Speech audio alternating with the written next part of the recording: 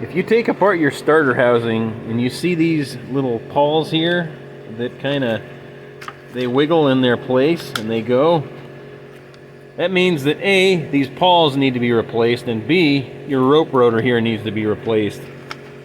And if it doesn't retract all the way, like this one's doing, on these, sometimes the starter spring needs to be replaced. So when I rebuild one of these units, what I do is I use a screwdriver. And like I said, when you see this doing this, you don't want to mess around with it. So what I'll do is I'll pop this spring off, like so.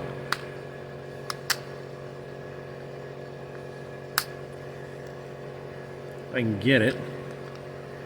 Normally I can get it.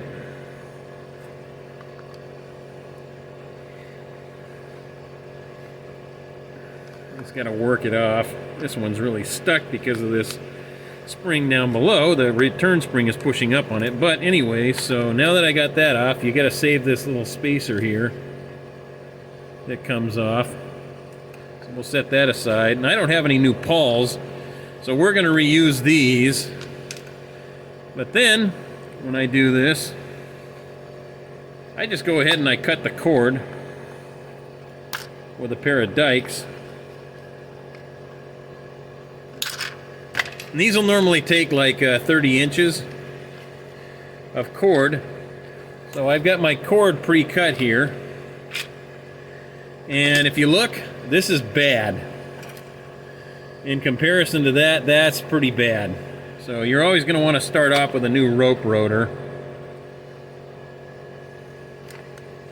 And I just work it out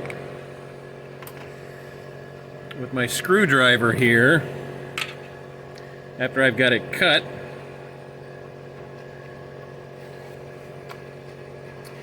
and then I've already tied the end in a knot, so I just feed it through on the new one. Just kind of feed it through, and sometimes you'll have to use your screwdriver to get it to feed through, because some of these are, when you burn the end of the pull cord, or if you're not burning the end, sometimes it frays, but either way, you need to be able to work it through. And this one is now worked through, so I can pull that all the way through. And I always face my end inward, like so. That way there's nothing sticking out.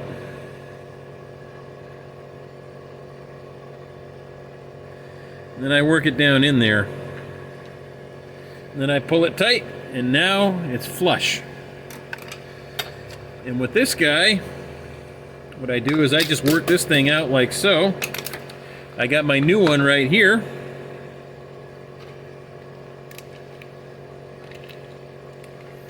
So I just poke my hole through it. And it's self-explanatory on removing the plastic. But then I throw my new one in here after I verify that it matches the old one, which it does. I got the right part from Stihl. And sometimes I'll clean this up, but most of the time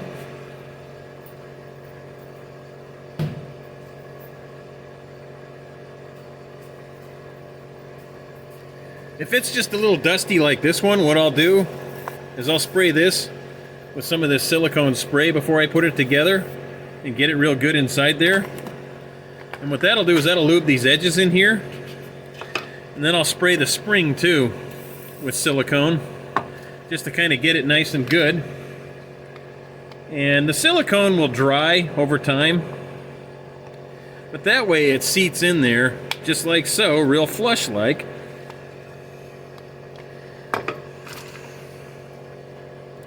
And you'll want to make sure that this is seated properly. These have tangs in here that they go against.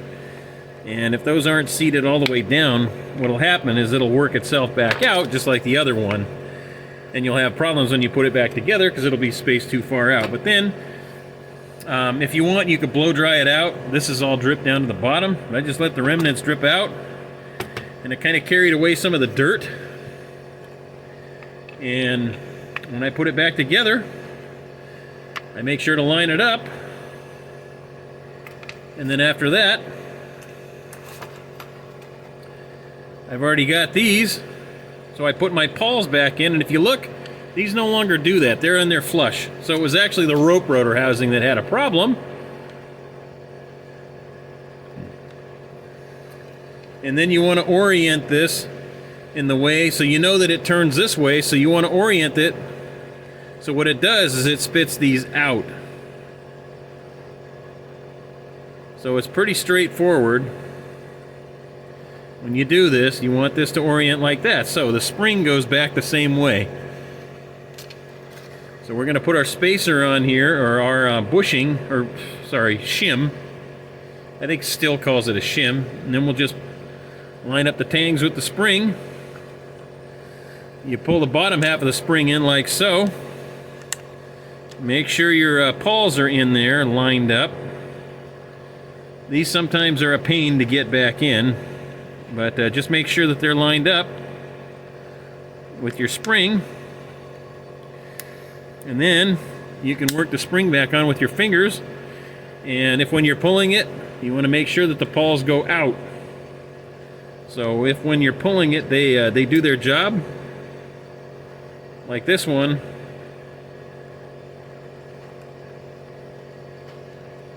that's the right way.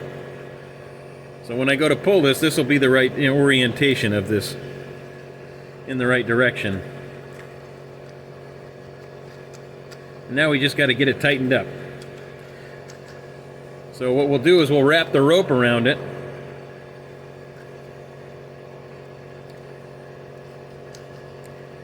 And then what we're going to do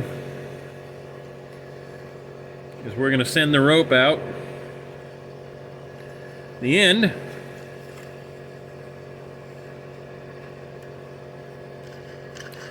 And we know this is good because it's working correctly. And we're going to take this rope and we're going to get rid of this rope in here. And I always start with new rope, but anyways, we'll pull the rope all the way out a little bit so we can actually get it to go through. Put it through your handle here.